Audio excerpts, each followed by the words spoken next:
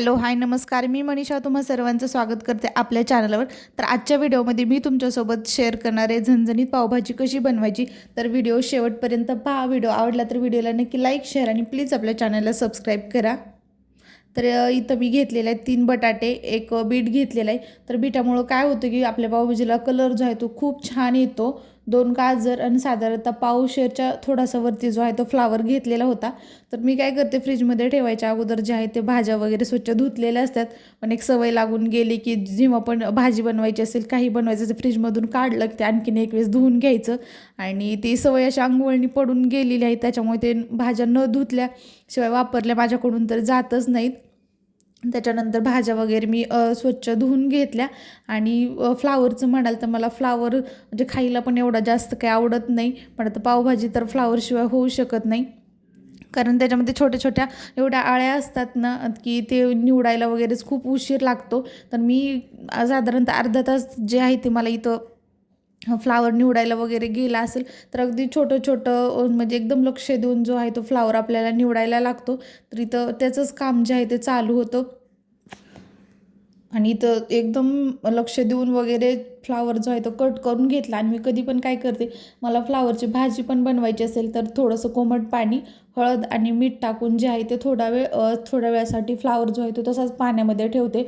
कारण काय होतं, आपल्याकडून जर कधी नजर चुकीने जरी एखादी आळी वगैरे गेलेली असेल तर पाण्यामध्ये ती निघून जाईल. तर इथं मी कोमट पाण्यामध्ये थोडा वेळ जो आहे तो फ्लावर ठेवला. आणि त्याच्यानंतर जे पण काही बाकीच्या भाज्या होत्या त्या लगेच कट करून घेतल्या. आणि काय करते, म्हणजे मला स्वयंपाक वगैरे करताना मी अशा प्रकारचे एक प्लेट ठेवून देते की काही पण कचरा असेल तर त्या प्लेटमध्ये मला टाकता येईल. आणि नंतर जे आहे ते डायरेक्ट प्लेट म्हणजे डस्टबिनमध्ये जो कचरा पण साठलेला आहे तो टाकता येतो. नाहीतर ना किचन ओट्यावर एवढा म्हणजे कचरा होऊन जातो की ते स्वयंपाक करताना पण आपली एकतर जागा थोडी असते आणि त्याच्यात पण कचरा म्हटलं की आणखी मग आपली चिडचिड व्हायला लागते. किती मी 3 बटाटे घेतले होते, ते पण कट केले, पाण्यात ठेवले आणि ते सगळी भाजी जी आहे ती तयारी करून ठेवली. आणि जे वाटाणे होते ते सोलून मी फ्रीजमध्ये ठेवले होते आणि त्याला थोडेसे असे कोंब वगैरे पण आलेले होते.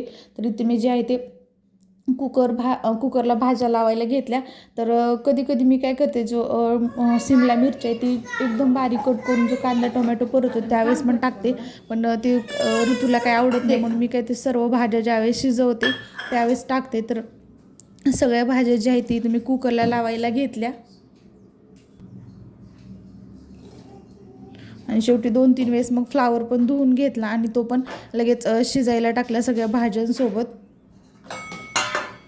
आणि भाज्या शिजते वेळेस एकदम जास्त पाणी नाही टाकायचं. तर माझ्याकडून आज काय झालेलं की थोडंसं पाणी माझ्याकडून एकदम जास्त पडलं. तर नंतर ते पाणी जे आहे ते थोडं का होईना, म्हणजे आपण ज्यावेळेस भाजी करतो तेव्हा टाकतोच, पण माझ्याकडून आज थोडंसं म्हणजे 1-2 जे आहेत ते भाजीचे चमचे जे वायाला गेलं. तर कुकर पण लावून घेतला आणि तो टोमॅटो आणि कांदा पण एकदम बारीक असा कट करून घेतला. तर आपल्याला लागणार आहे तिथं 4 ते 5 मी लसणाच्या पाकळ्या घेतल्या. आणि त्याच्यामध्येच अद्रक जे आहे ते आपल्याला वाटून टाकायचं आहे.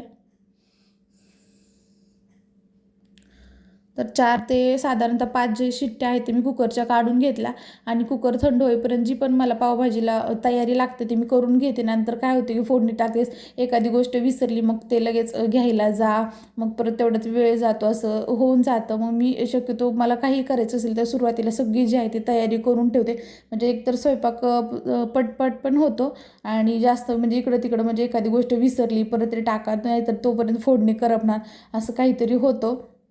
तर ते टाळण्यासाठीच मी सर्व तयारी जी आहे ती करून घेतली. आणि भाज्या इथे छान शिजलेल्या होत्या. आणि माझ्याकडून पाणी थोडंसं जास्त झालं होतं तर मी बाजूला काढलं. आणि भाज्या वगैरे मॅश करायचं काम हे ऋतूच्या पप्पांचं असतं, कारण पावभाजीला त्यांचा पण थोडाफार जे आहे ते हातभार लागला पाहिजे तरच टेस्टी होणार. तर इथे मी काय केलं, म्हणजे सगळी पावभाजी जी आहे ती बटरमध्ये बनवत नाही तर थोडंसं तेल पण वापरते. 2 चमचे जे आहे ते तेल घेतलं आणि एवढंसं बटर घेतलं. पावभाजी म्हटलं की बटरला चंगूसपणा करायला अजिबात जायचं नाही, कारण बटरशिवाय पावभाजीला जी आहे ती चव अजिबात येतच नाही. इथं बटर आणि तेल थोडंसं गरम झालं होतं, त्याच्यामध्ये लगेच जे आहे ती मी जिऱ्याची फोडणी दिली. जिरे थोडेसे तडतडले की त्याच्यामध्ये जे आहे ते कांदा टाकला, तर कांदा इथे छान आपल्याला एकदम ब्राऊन म्हणजे मॅश होईपर्यंत जे आहे ते तळून घ्यायचं आहे.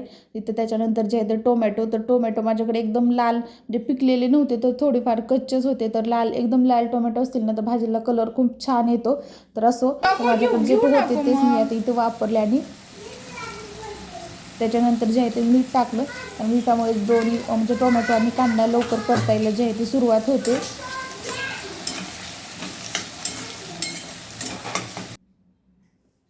थोडंसं परतल्यानंतर जे आपण लसूण आणि आल्याची जी पेस्ट बनवली होती ती त्याच्यामध्ये ॲड केली. तर काय होतं तेलामध्ये कधी कधी पण आपण लसूण जे आहे तो टाकू शकतो किंवा असंही टाकलं तरी चालतो, असं काही नाही.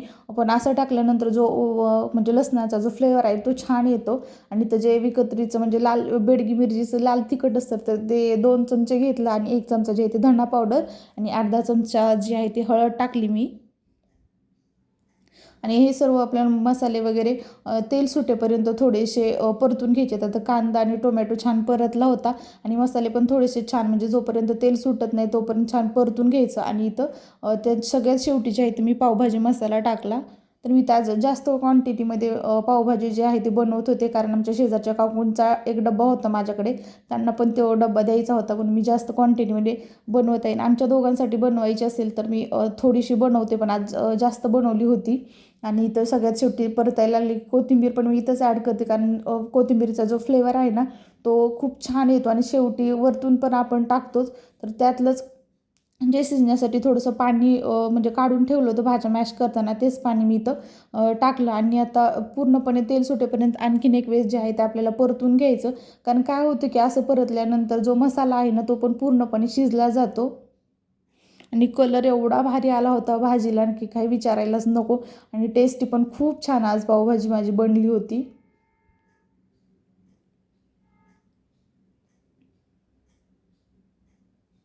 त्याच्यानंतर जे पण ते भाज्या आणि मसाले छान परतले होते, तेल सुटायला सुरुवात झाली होती.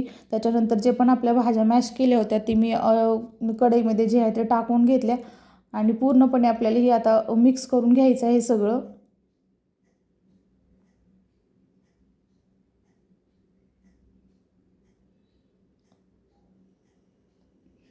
आणि 10 ते 15 मिनिट जी आहे ती पावभाजी मिक्स करून छान मी शिजायला ठेवली. आणि थोडेफार त्याला उकळी यायला लागली, मी वरतून आणखीन थोडीशी कोथिंबीर जी आहे ते टाकली. आणि लाल म्हणजे पावभाजीचा जो लाल कलर आणि हा कोथिंबीरचा हिरवागार कलर दिसायलाच खूप छान दिसत होतं, की खरंच म्हणजे हिरवा आणि लालचं कॉम्बिनेशन खूप छान दिसतं. त्याच्यानंतर पावभाजी म्हटलं की बटर आलंच, तर आणखीन मी वरतून खूप सारं बटर टाकलं. आणि तो पावभाजी आपली खाण्यासाठी तयार झालेली आहे. खूप टेस्टी, चमचमीत आणि झणझणीत अशी आज पावभाजी बनली होती.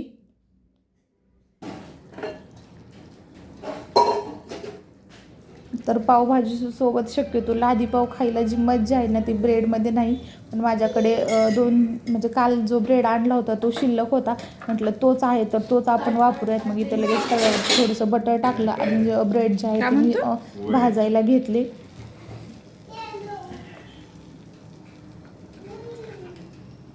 आणि ऋतूच्या पप्पांसाठी छान असं मी ताट इथं बनवून दिलं होतं, तर खरंच खूप छान झाली होती पावभाजी. आणि आज मस्त पोट भरून पावभाजी वगैरे खाल्ली. तर दुपारी काय वगैरे मला थोडासा स्वयंपाक करायचा असतो, त्याच्यामुळे मी जी आहे ती लगेच बेडरूम जे आहे ते आवरायला घेतली. आणि बेडरूम आवरायला आली की आमच्या ऋतूची अशी मस्ती चालू असती. त्याला खूप गादीवर किंवा ब्लँकेट्सवर उड्या मारायला आवडतात, तर इथं त्याचं तेच सगळं चालू आहे. आणि कॅमेऱ्यात बघून बघून सगळ्या गोष्टी त्याच्या चालू आहेत, कारण त्याला माहिती की मम्माने इथे कॅमेरा सेट केलेला होता, तर त्याचं लक्ष पूर्णपणे खेळण्यात कमी पण कॅमेऱ्यामध्ये जे आहे ते जास्त होतं. आणि प्रत्येक कामामध्ये तो मला अशी म्हणजे मी जे काम करेल ते माझ्यासोबत असतो आणि थोडी थोडीशी जी आहे ती मदत पण करतो.